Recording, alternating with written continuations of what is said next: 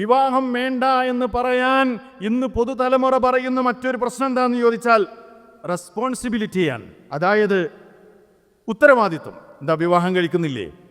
അപ്പോൾ പറയുന്നത് എന്താ, അതൊക്കെ വലിയ ഒരു ഉത്തരവാദിത്വത്തിൻ്റെ പ്രശ്നമാണ്, അതുകൊണ്ട് എനിക്കിപ്പോൾ അതിനോട് താല്പര്യമല്ല, അങ്ങനെ വിവാഹത്തിലേക്ക് വന്നു കഴിഞ്ഞാൽ പിന്നെ എങ്ങനെ ജീവിക്കാൻ കഴിയില്ലല്ലോ, അതുകൊണ്ട് ഞാനിപ്പോൾ അതിനെക്കുറിച്ച് ചിന്തിക്കുന്നില്ല എന്ന നിലക്കുള്ള മറുപടി സമൂഹത്തിൽ നിന്ന് നമ്മൾ കേൾക്കണം. അതെന്താ പ്രശ്നം എന്നറിയോ?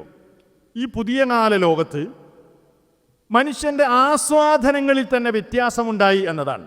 ഇന്ന് പുതുതലമുറ പലപ്പോഴും ആഗ്രഹിക്കുന്നത് ഏത് കാര്യങ്ങളാണെങ്കിലും ഒറ്റയ്ക്ക് എൻജോയ് ചെയ്യണം. വേറെ ആരും കൂടെ വേണ്ട, ഒറ്റയ്ക്ക് എല്ലാം ഒറ്റയ്ക്ക് എൻജോയ് ചെയ്യുക. ഞാൻ സമ്പാദിക്കുന്നു, എൻ്റെ സമ്പാദ്യം ഞാൻ ഒറ്റയ്ക്ക് ആസ്വദിക്കുന്നു എന്ന ഒരു ചിന്തയിലേക്ക് ഇന്ന് കാര്യങ്ങൾ പോയിക്കൊണ്ടിരിക്കുകയാണ്. അപ്പോൾ നിങ്ങൾ ആലോചിച്ച് നോക്ക്, നമുക്ക് ശരിക്ക് ഒറ്റയ്ക്ക് എന്തെങ്കിലും ഒരു കാര്യം എൻജോയ് ചെയ്യാൻ കഴിയും? ഇപ്പോൾ മനോഹരമായ പ്രകൃതി രമണീയമായൊരു സ്ഥലം, നമ്മളവിടെ പോവുകയാണ്. അവിടെ ഇങ്ങനെ ആ മലൻ്റെ മുകളിൽ അല്ലെങ്കിൽ ആ പച്ചപ്പുള്ള അല്ലെങ്കിൽ ആ മനോഹരമായ ഒരു പ്ലേസിൽ നമ്മളിങ്ങനെ ഒറ്റയ്ക്കിരിക്കാൻ നമ്മളാരെങ്കിലും ആഗ്രഹിക്കുമോ?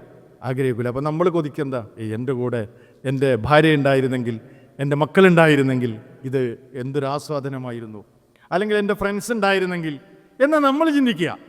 പക്ഷേ പുതുതലമുറ എങ്ങനെയല്ല ചിന്തിക്കുന്നത്? പുതുതലമുറ ഒറ്റയ്ക്ക് എൻജോയ് ചെയ്യണം. ഇപ്പോൾ നിങ്ങൾ ഗൂഗിൾ സെർച്ച് ചെയ്ത് നോക്കി, പുതിയൊരു ട്രിപ്പിനെ കുറിച്ച് നിങ്ങൾക്ക് കേൾക്കാം. സോളോ ട്രിപ്പ് കേട്ടിട്ടുണ്ടോ? സോളോ ട്രിപ്പ് എന്ന് പറഞ്ഞാൽ go on TRIPS. Trip, travel ചെയ്യുക. പുതുതലമുറ എങ്ങനെയാണ് ട്രാവൽ ചെയ്യുന്നത്? വിത്തൗട്ട് കമ്പാനിയൻസ് ഓർ ഫ്രണ്ട്സും ഇല്ല, അല്ലെങ്കിൽ കൂട്ടുകാരില്ല, ആരുമില്ലാതെ ഒറ്റയ്ക്ക് ഇങ്ങനെ ലോകം ചുറ്റുക.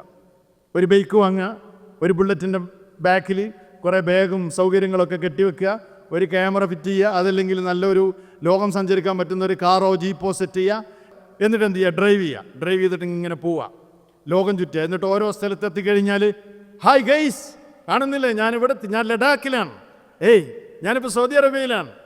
ആരാ കൂടെ ഉള്ളത്? ആരില്ല, ഇയാൾ മാത്രം, ഇയാൾ സ്വന്തമായിട്ട് എൻജോയ് ചെയ്യാൻ. ഇതാണ് ഇത്ര എൻജോയ്, ആസ്വാദനം. ആരും വേണ്ട, ഒറ്റയ്ക്ക് ലൈഫ് ഒറ്റയ്ക്ക് എൻജോയ് ചെയ്യുക എന്നുള്ളതാണ്.